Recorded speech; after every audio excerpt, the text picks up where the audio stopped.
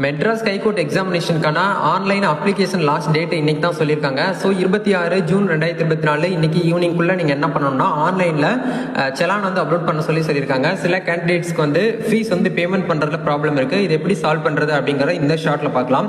நீங்கள் வந்து ஃபீஸ் பேமெண்ட்டுங்கிறது வந்து இந்தியன் பேங்க்கில் வந்து செலான் எடுத்து வச்சுக்கோங்க. 500 நீங்கள் கட்டிக்கோங்க. நீங்கள் ரெண்டு போஸ்டிங் அப்ளை பண்ணியிருக்கீங்கன்னா 1000 ரூபாய் வரும். இந்த செலானை நீங்கள் என்ன பண்ணுங்க அப்படின்னா உங்களுடைய இது பே இன் ஸ்லிப்பு காப்பின்னு சொல்லிட்டு கேண்டிடேட்டோடைய காப்பியை மட்டும் நீங்கள் என்ன பண்ணுங்க அப்படின்னா பிடிஎஃபாவோ இல்லை வந்து ஜேபிஜி ஃபார்மெட்லையும் நீங்கள் வந்து ஸ்கேன் பண்ணி வச்சுக்கோங்க.